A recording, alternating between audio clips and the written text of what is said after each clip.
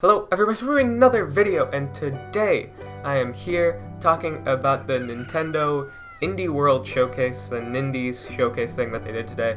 I wasn't actually even planning on doing a video on this or recording my reaction or anything. I already watched it, but yeah, I wasn't really planning on doing anything for this event because normally these indie showcase things, while they're usually pretty good, they're nothing really that crazy usually. And while this one was not that crazy, there's still quite a bit that I wanted to talk about. A lot of games that I've never heard of before that actually seem really cool. So I thought it'd be fun just to, sit down, have a chat about the showcase, talk about what my favorite games were, what my little favorite bits were in the show.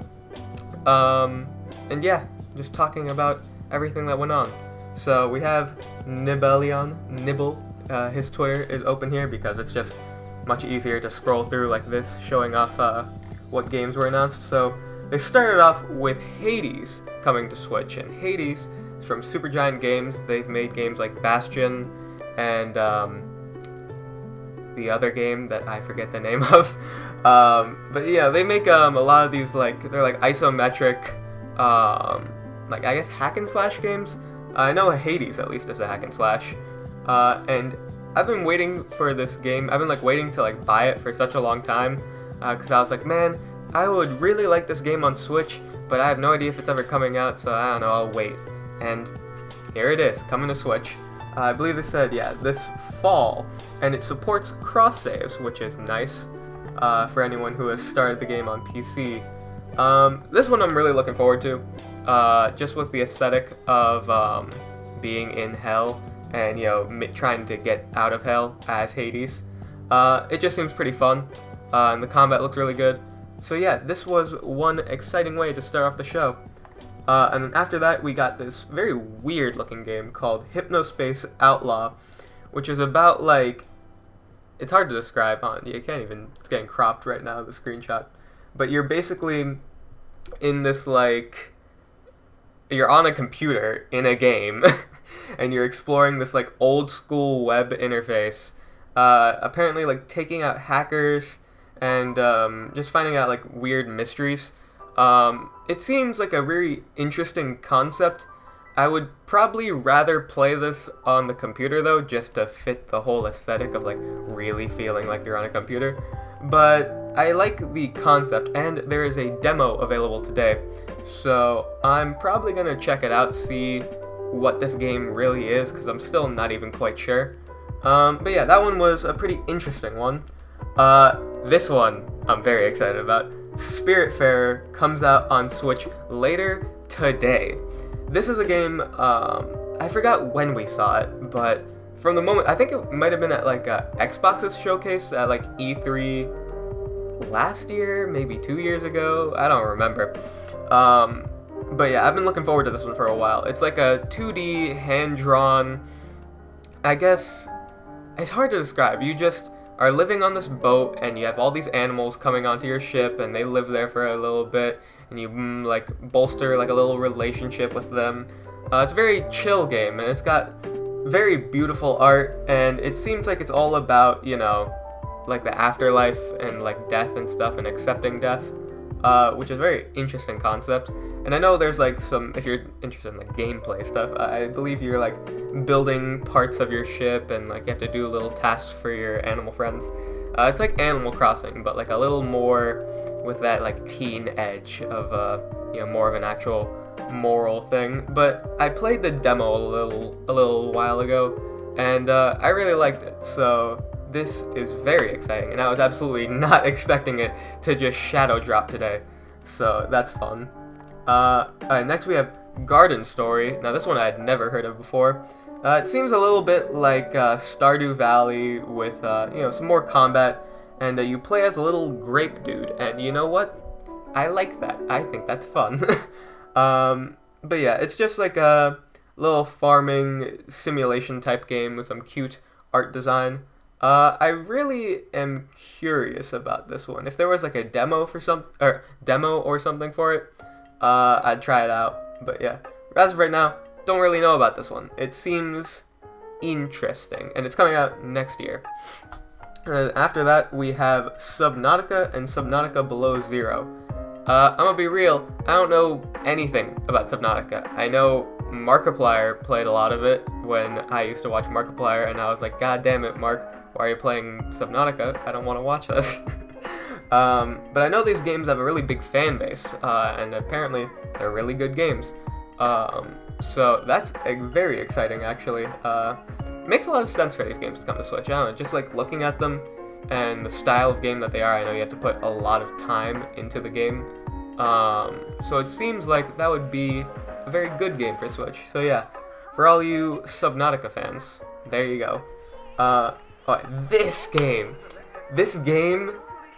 I'm very, very excited about. I've never heard of it before, but as soon as I saw it, I was like, oh my god, this sounds like such a jam. It's called Takeshi and Hiroshi, and it's about this boy named Takeshi, making games for his little brother Hiroshi.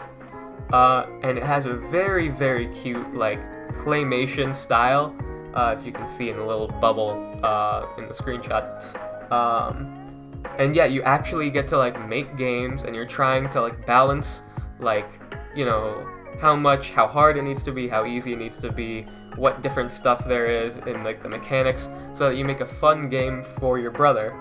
And from the last screenshot, it seems like it might be just a little bit sad, because it looks like Hiroshi, his little brother, is in the hospital, which is very sad. I am very looking forward to this. If it delivers on that story, and obviously it already is delivering on the visuals with how cute everything looks, this might be a jam, because having like a fun story, good art style, and being able to, like, you know, make these little games, and they're like, that just sounds so fun. So I'm very looking forward to that. And it comes out today. Just another random shadow drop of a really good game. That's so cool. The next one that they showed off was Raji, an Ancient Epic, coming to Switch later today as well, but this one is a timed console exclusive, which means it'll come to other platforms later. This one, I'll be honest, I wasn't that interested in, but the more they talked about it, the more I was like, okay, I'm on board with this. It looks like just like a general hack and slash game, but it's all about like Indian mythos and you know, art and culture and stuff, which is very unique perspective. I don't think I've really seen that in too many other games. And yeah, it looks interesting. I definitely recommend like seeing the trailer, and like if you're into that combat style and you're into the art and the world, I'd probably give it a shot, because it seems like they're really it seems like a passion project for them. I could really feel how much they cared about this project. And next we have Bear and Breakfast, another timed console exclusive. This one is very strange. You run B&B as a bear. You are a bear running a B&B, and you have to turn this little disheveled house shack thing into like a 5-star little destination for people to come and just relax. And it looks pretty chill. It's like I think it's a resource management type game, and you're just trying to get new stuff to make your place just a better spot so that you get better reviews and more customers. Not really, I guess, my kind of game, but I do like the art style, and it seems like it'll be a fun time. Yeah, that's coming out next year. And then a short hike again. Another just shadow drop. That's so fun. I think I've heard of this one before. I think it came out on PC a little while ago. I didn't really know what it was, but looking at the screenshots and the trailer that they put out, it seems pretty interesting. You're just like this little bird flying around with this, like, it's not really pixel art. I don't even know what you'd call the style, because I've seen it in a couple other games before, where it's like 3D models, but they put like this effect on it where everything looks like pixelated. I don't know, but I really, really like it. And that's coming out today as a timed console exclusive, so come to other platforms, but for now, it's only on the Switch. And I'm very curious about this one. Again, I don't know much about it, but just from hearing about it, people saying that it was good on PC, I'm curious. I might look into this one. And then this game. This game, at first I was like, oh, whatever, a card game. But the more they talked about it, I was like, okay, this is actually like something interesting. So Card Shark is coming to Switch next year, and it's about playing cards. You start at like, just a random pub, playing cards with your friends, and you work your way up to bigger, higher stake games with more renowned people and like, people of higher social status than you. Just trying to make your way up in the world through cards. And part of the mechanics in this game are cheating. You actually have to cheat to win some of these games and, get higher up in the world. And that sounds very, very interesting. I'm really curious to see how they implement something like that into a game like this. And, like, you have to make sure, you don't cheat too hard that they notice. So yeah, this sounds very interesting. I'll have to see more of it because I don't really know. First of all, I don't know how to play cards, so, that's kind of a problem. But I'm very curious, and the art style is very interesting. I really like it. It definitely fits the aesthetic this game's going for. But yeah, coming out next year. Very interesting looking. After this, we got a pretty big reveal. I don't know if this has been announced before or not, because I've never heard of it. But Torchlight 3 is coming to Switch. Which is, Torchlight's a very big game. I know Torchlight 2 was huge. Torchlight 3, I mean, it's like a Diablo type game, with like a different art style and like, different vibe. Diablo's very like, dark and evil. Torchlight's more like fantasy, kind of fun. It's like a family-friendly Diablo, I guess. And yeah, I don't know much about Torchlight 3 or even the Torchlight series in general. But I do know people like these games, and it seems like a very good fit for the Nintendo Switch. So, it's coming out this fall. I don't know. I've never really played a Diablo type game, like ever, like Diablo or Torchlight or anything really like them. But, maybe Torchlight would be a good way to jump into that, so I'll keep my eyes on it. Manifold Garden is out later today on Switch. It sounds like a what do you call it? An optical illusion puzzle game, which piques my interest very much because I just played Superliminal, which was another optical illusion based puzzle game. Although that one had more like Portal vibes with like being stuck in a facility and kind of got these weird eerie vibes while you're in this little lab rat cage. Whereas Manifold Garden looks to be much more artsy and it's got like this really you're in like this weird white void. There's just shapes popping up everywhere. Seems interesting. I was a little disappointed by Superliminal with how first of all how short the game was, but then also most of the game just reusing the same type of optical illusions, like you pick up an item and then you walk back a bit, now it looks bigger, or if you line up these different little markings on the wall, they create a shape that you can use to do other stuff. And it was like, it kind of did the same optical illusions over and over again. If this game can like consistently be bringing out new optical illusions to really test your mind, that sounds pretty fun. So it's out later today. I'll probably check out reviews for it, see what it's all about. But yeah, that's one I'm definitely curious about. And then there was Evergate, which looked interesting. I don't know. It seemed to me kind of like Ori and like Hollow Knight and just kind of like a mishmash of a lot of other popular indie games. But it doesn't look bad. It just doesn't look too crazy unique to me. But it still didn't look like a bad game, and it's out later today. I don't really have much to say about this one, so let's just move on. This time, they did a little montage of a bunch of games, so I'm gonna skip over most of these, but I remember Haven. I've been hearing about that game a lot. I saw a bunch of trailers. It's about this like couple who like are on this alien planet, and it seems like a very cute little story game. So that one looks fun, and it's cool that it's coming to Switch. Everything else, I can't really... Oh, wait, I do remember one of them. Going Under. That one, I think I remember seeing a trailer for it before. It's really interesting sounding. It's like a dungeon crawler where you're like working part-time at this job and you hate it, and you gotta like go level by level underneath your workplace, just like fighting random monsters. It's got a really cool art style, and it just looks really fun, and with like such a goofy premise, like, oh, you're working part-time as like slaying demons under your freaking your workplace. It just sounds really funny. Yeah, those other ones I don't have much to say about, because they just kind of showed a few seconds of gameplay and that was it. And they ended the show with a free 2-player update for Goose Game, Untitled Goose Game. Personally, I have not played Goose Game yet. I don't really plan on it, to be honest. When I saw Untitled Goose Game for the first time, I thought that it looked cool and it looked funny, but it didn't really seem like a game that I would want to play. It seemed like more of a game that I would want to watch, like in like a Let's Play or something. It's not really something I would necessarily have to play.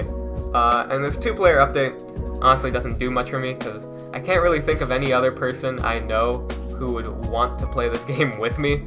So yeah, but it is a very cool update, I will say. It makes a lot of sense, just, you know, it's fun roaming around this world, bullying people as a goose. Why not do it with your friend? It makes a lot of sense, and I know a ton of people love Untitled Goose Game, so this sounds like a very big win for those people.